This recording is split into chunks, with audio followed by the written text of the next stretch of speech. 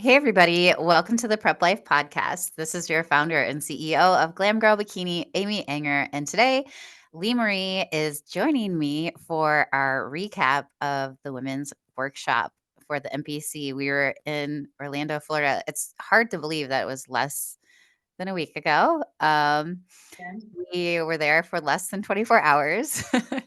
So we got in on Friday night last week, and the workshop went from like 8 to 5 on Saturday, and then we took a direct flight home. So, Lee, welcome to the show.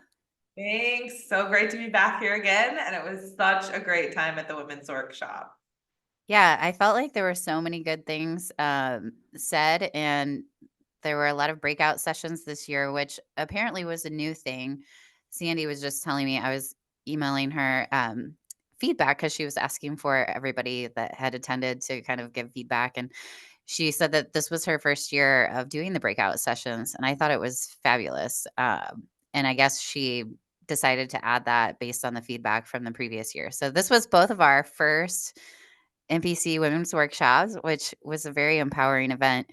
So let's just kind of go through the activities throughout the day. So we started in the main room with the pros for bikini for posing, and Attila, or how am I saying this? Is that Attila. Attila? I've Yeah, heard. that's the American version. There's Okay. a better way of pronouncing it that sounds more eloquent in Brazilian, but we'll go with Attila for right now. Everybody knows Tyler Manion's future wife. So she had some really good tips, and she had a bunch of pros on the stage. And I just wanted to kind of like highlight some of the things that I learned or nuances that I feel like are important. If she thinks they're important, then obviously we all need to pay attention to that. So, are you okay with me starting there? Yeah, absolutely. Okay, and then you can chime in like if I forget anything. So the main takeaways that I learned from her was just I realized she has a really big pet peeve for flailing arms. So if you're watching on YouTube, it's like big Mr. Miyagi hands, and uh, she's like, "No, no, no, you do not need to do this." She said, "Minimal is better." And then when she was in the back pose too, I think the arms, like, she just really wants them straight, and she shouldn't, you shouldn't see fingertips. Your elbows shouldn't be chicken winged out. Your elbows shouldn't be pinched back. Everything should be streamlined and straight, almost as if you're just standing up and displaying your physique. And she mentioned also how rotating the toes out to make up for any, like, smaller muscles in your legs that you're trying to overcompensate. She said you just need to grow it. You can't outpose that. So she said for bikini competitors, not to turn your toes out and try to get your quads or your legs to look bigger if they're actually not. And so she just kind of wants them neutral toe towards the back curtain. Those were my big ones. Not that they're anything new that people are probably not surprised about, but just I wanted to highlight what she felt like was important, so that we could focus on that for the upcoming season. Yeah, I thought it was really cool how she made a point of posing like an athlete and having the mindset of you are being judged on your muscularity and not being overly dancy, sensual, like touching, a lot of things like that. She was like, we don't want to see that as judges. We are looking at you as an athlete and we are judging you as an athlete. That's something that has been like, I've heard that said before, but Yeah. it's been repeated and repeated and repeated. So obviously it's something that the judges don't want to see. They want us up there like athletes. They are seeing us like athletes. And that's something that I really respect about the NPC and the IFBB as federations, that they really do focus on, yes, you are a bikini competitor, but you are an athlete on stage and we're judging you as an athlete.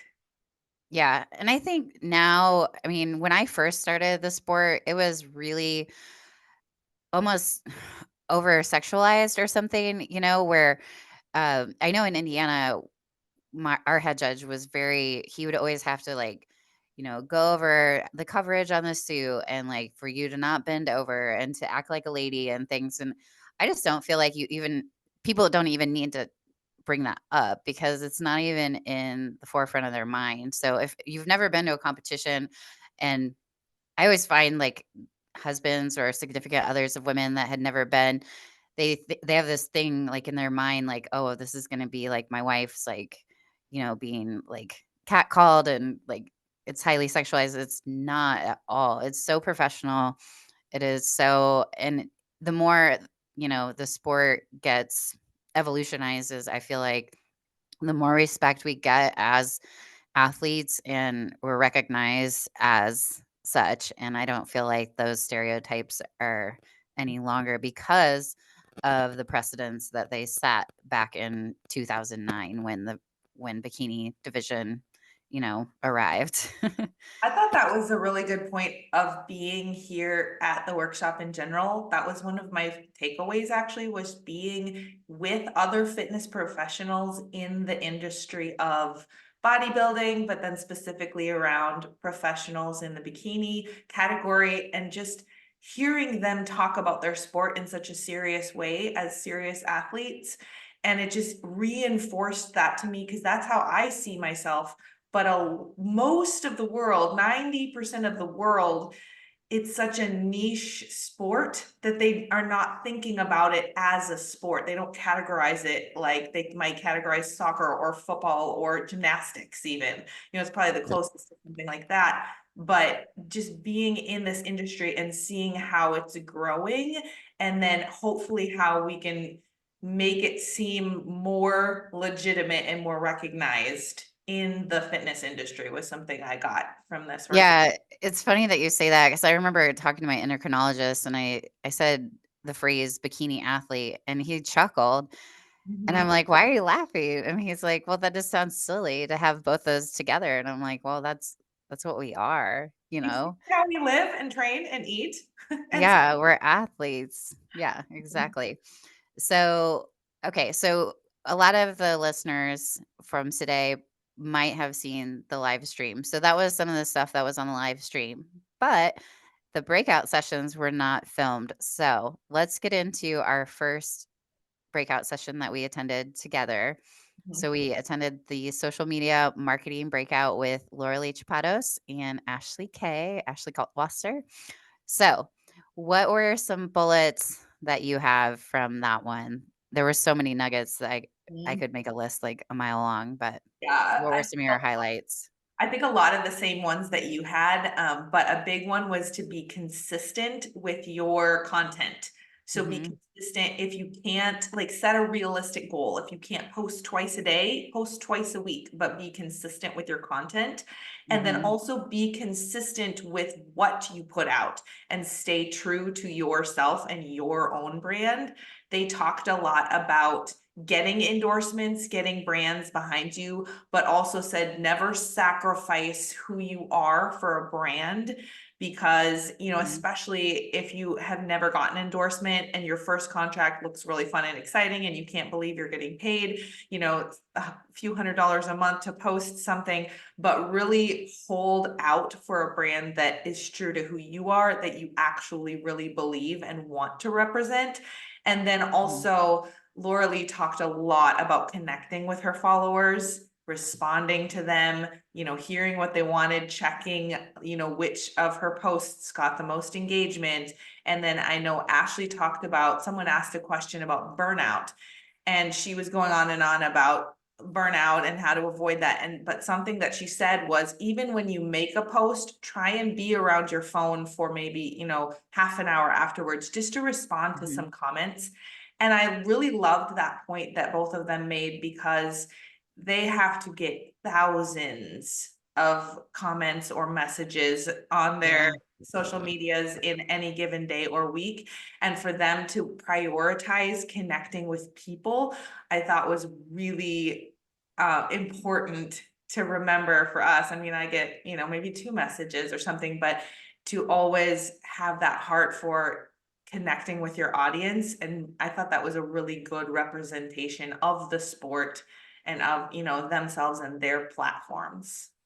Yeah, Laura Lee, what she was saying was really resonating to me, and it reminded me a lot of like the beginnings of this podcast, where she was just saying how she didn't speak English very well, and she kept kind of like redoing things and redoing them, and at a certain point, she was just like, you know what, this is just me. I'm gonna put it out there. It's gonna be messy. They might not be able to understand me that well, but she's like, I'm gonna show up, and I think sometimes, like she was saying too, that she hadn't owned a tripod until just recently, and she used to just prop her phone up at the gym. She doesn't have a fancy camera.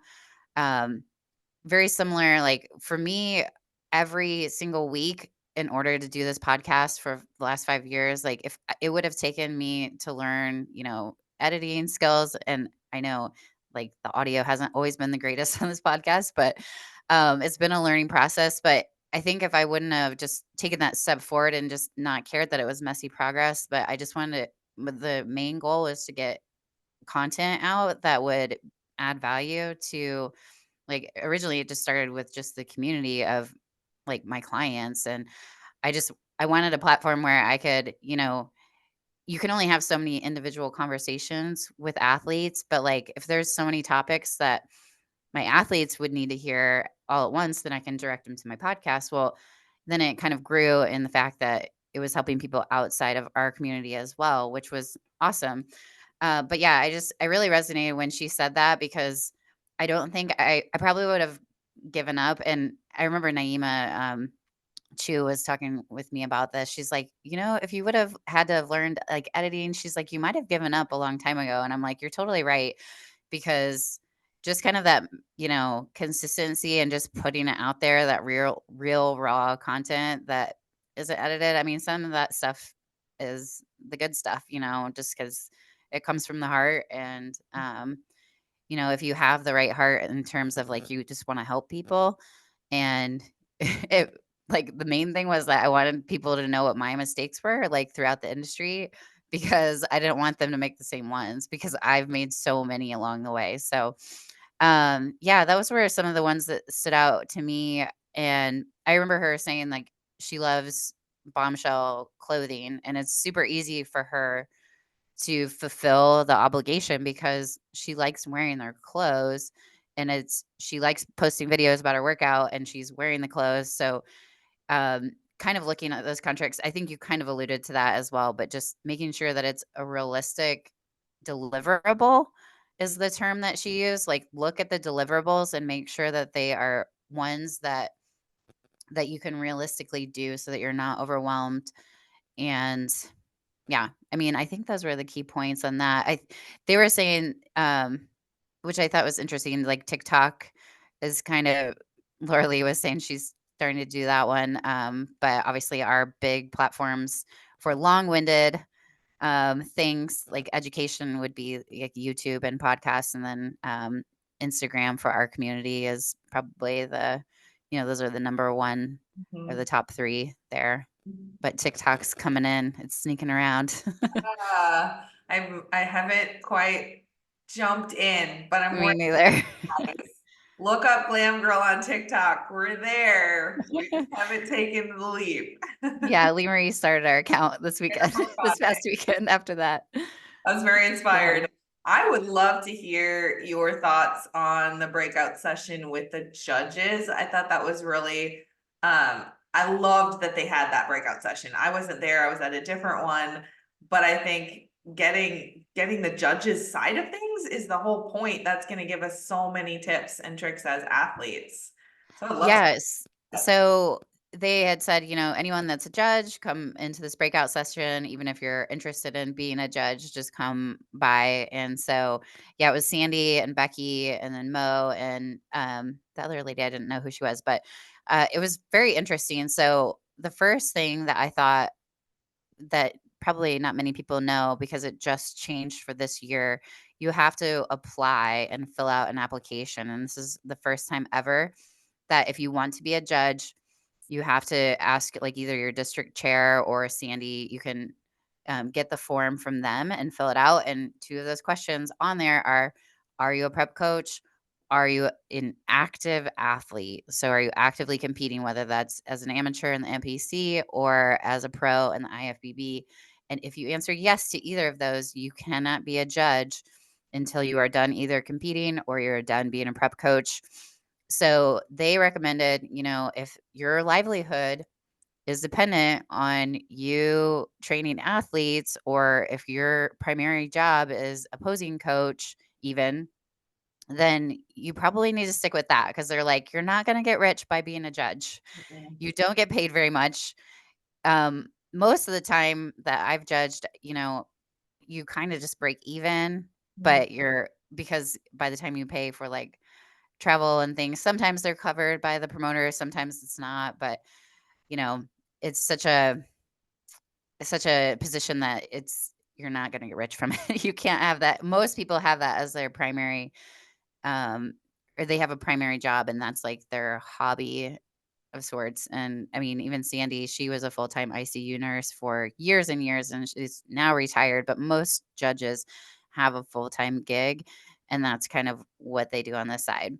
So it was funny. She was talking about how the intensity of the ICU was so intense that the weekends, like, for the judging was kind of like her have fun time when it was, like, really small and, a couple categories. And, she's like, "No, it's kind of the opposite." She's like, "It's pretty intense when you get to these national shows and, like, the Olympia and having all these athletes to make these decisions on, people's well-being or livelihood for pros and things like that." So, I thought that was interesting. Becky made a point, and we were kind of asking about like call outs and things like that. And Becky said, "I promise you, I'm not trying to play mind games." But she said on first call outs, there's been a lot of like sad faces that I've seen when I know who my first place person is, and I'll maybe move them to the middle or splitting the middle or, whatever. And then I move them out to the outside. And that just means I'm done judging them. So, and both Sandy said the same thing. She said that a girl came up to her once and was like, "Well, I was standing in the second place position." And Sandy said, "Well, what's the second place position?" She's like, "I don't even know."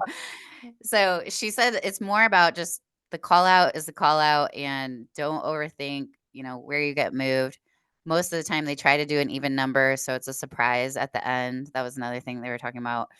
And then I had asked the question because I've seen this in real time with my athletes where they place against a different competitor in a different spot. Like, I've seen my clients move from, like, 2nd to 3rd or and flip-flop, and they're the same people, but they have a different placement. And she said, "Oh, that's definitely the truth." And she told us the story about how during Masters Nationals, a guy that got 6th, like, I don't even think he was in the top 5 in his, like, 30, well, it would've been the 40 class, right? And then they go through all the 40s, and then they go to the 35s.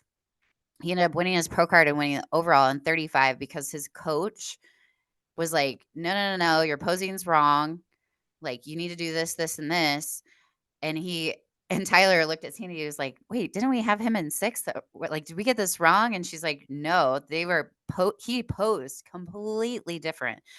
And so I think that's a testament to coaches and the value that I think it's so important. Like, for me, whenever a pro card's on the line, I'm going to be there for an athlete. Like, if they're going to nationals, you know, 90% of the time, unless there's some sort of, thing that I cannot make it there, I will be there for them. And then that's why I do the team shows, because you can make a lot of tweaks backstage. If you see an athlete come out and they're like true novice class, and then you can kind of change some things.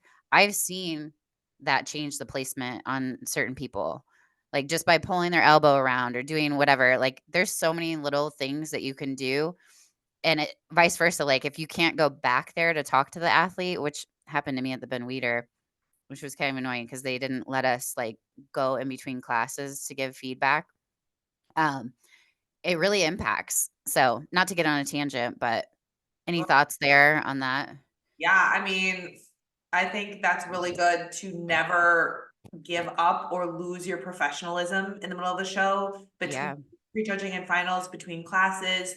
Don't get too bummed and then just give up because first of all, that's not professional.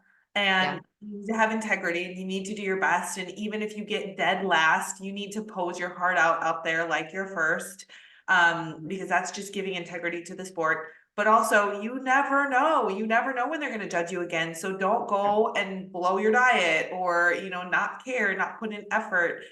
So I thought that was really interesting that they could rejudge and that they do rejudge between classes. Which is a really good point because they actually said between prejudging and finals, there have been many times where they've switched the Mm, placement, especially if a pro card's on the line and you're like, it's that first place position and that second place person. If somebody blows their diet, they've switched it and they've made the correction. So it's very, very much a thing. And I've seen classes judge live. I've been on a panel of judging when classes have been rejudged. So it definitely happens. And I agree with you there. And I just wanted to go over to, because I had asked them, so some judges like myself that are a prep coach, that I am an athlete that's competing. So we have been grandfathered in. Um, so since my first test judging was in 2013. So I've been grandfathered in that situation. And there's been times where I have an athlete in the show. We kind of talked about that in this discussion about how, the head judge, I had to tell them ahead of time, like, which one was my competitor. And they said that you should be even going to the lengths of like physically leaving the table for the perception that there is not a bias on the judging panel. In both cases, one was in Indiana, one was in Omaha, Nebraska for me. I actually they knew who my athlete was, and that was kind of like my litmus test. So I placed them exactly where they needed to be. And especially in Indiana back in the day, like we would have been done if we wouldn't have done the right thing. That's like that was like our test. Now it's a lot more just like there's an actually mathematical, like you get certain scores and things like that. But I do think for the most part, like most judges are very ethical, but they just want to eliminate because now, so before they didn't have as many judges, so they couldn't be as particular, but now there's like a greater pool of judges to pull from so they can be a little bit more selective. Before it was hard to kind of get a judge that wasn't something in the industry other than just a judge, you know? mhm. And I thought it was interesting. One of the IFBB pros actually mentioned, she was like, it makes total sense that they wouldn't let an IFBB pro judge other IFBB pros because you can actually knock out your competition. Yeah, So that's if good. they're your peer, I mean, they're going against you in another, like those Olympia qualifications, that's a big deal. Yeah. So, just to get that perception off the table or any doubt now that they're moving forward. So, I just found that was like very, very interesting, that whole talk. So, Definitely. And again, too, back to the beginning where Sandy was saying most judges have full-time jobs, that just made me appreciate judges so much. Judges, promoters, expediters, they're not in this for the money. And they're doing so much work and putting in such long days for us athletes. And it just reminded me to always thank a judge or an expediter whenever I see them and really appreciate their efforts. yeah, I will tell you that when I was promoting in Indiana, we paid like $100 for the day. They have to sit there, not going to the bathroom, not eating. It's hard to be an athlete and to be a judge, I will tell you that. I remember the one time I was test judging and I had a waist trainer on and I had to go to the bathroom so bad, and it was horrendous. Like, I mean, you have to give them a lot of credit because that was a shorter show, that was like a regional show, but think about these hours and hours where they spend at the table and they barely get breaks. I mean, I commend them. And then after doing that, then they stay around and give feedback, which is just shows what their heart is for the sport. So, okay. So the business roundtable, I believe, was next. Um, so there were a lot of really like cool people on that panel, and the biggest themes that I bulleted were, um, just to persevere, that every single one of them had an up and a down time throughout their lives. They had many mistakes, but it's just, like, continuing to keep Mhm, going forward, and I think Jamie Day Bernard had a really cool, like, analogy because she comes from the corporate world of, turning, like, a startup company into a big corporation, and then found bodybuilding, and so she was equivalating it to a gallon of water, basically, so, like, the bigger her business gets, so if you think about a gallon of water, as it fills up with water, then there's some holes at the top and it starts springing leaks. So I think that, kind of like pivoting is what she was saying, as you expand, like you're gonna find holes, quote unquote, in that bucket or whatever. And you just have to like rethink and restructure. But the main theme that I picked up was just, putting people first always mhm, in front of the money and putting your passion in first and just basically investing every dollar you have, especially in the beginning, back into your business, which is why I never paid myself the first 2 years that I was in business. I literally just plugged that money back in, I bought a scanner. I would pay for, like, all of the travel because even if I had one athlete at a big show, it was a huge expense for me to do that. It cost more than just their whole package. But I would do it because I knew that that's what I needed to do. I needed to be at that show. I needed to be at the national shows, like learning and seeing the shows and traveling and just like investing my money back in rather than paying myself, just putting it back into my athletes to learn and grow in the sport. And I just um I mean Shannon Day was the one that was really kind of like chiming that one in and hammering that one home, just kind of like as soon as you make money, like put it right back in. um, I think Whitney Jones maybe was the one that mentioned doing just jobs for free, volunteering. The galvanized lady might have said that too, just to volunteer at shows, just ask how you can help. I mean, I will tell you, like, that is the way to go if you wanna get in the industry and break that glass ceiling. I know for me, being the first female promoter in the state of Indiana, I was, you know, in any way that I could get involved, I was trying to help, and even after I moved away, I would travel back to Fort Wayne and pay my own way and everything and volunteer for free and help, one of my other promoters in our city because it was the first show that I had done, and it was what interested me in bodybuilding, and I just wanted to keep giving back to the sport. So I just think the more involved you can be, you mhm. know, like the judging thing, that was like it started out as a volunteer thing, and I think like if you want to be an helping out as an expediter or, helping backstage, those are all great things. And those were some tips that they gave us. Any other things from the roundtable from business side of things that you remember? I think those were the big ones that I took away as well. Okay. Any other things that we missed? So just one quick thing. I was in Celeste's workshop and she Yeah. talked about, mental health and body image as a competitor. And we just had her on the podcast, so I won't go in depth on that, but it was Yeah. incredible. But I was actually talking with her and one other athlete after the workshop, and she had a conversation with this other athlete that really stuck with me. And it was actually one of my takeaways from the conference, and it wasn't even in the workshop, but she was Yeah. talking to this athlete. This athlete had a struggle that she was talking to Celeste about, and Celeste first empathized with her, but then gave her several solutions. And this athlete that was talking to her, I just noticed that she was very closed off to those solutions. And she would always kind of just go back to, oh, but this doesn't work for me, or I've tried that. Instead of, oh, wow, let me try that, or being open.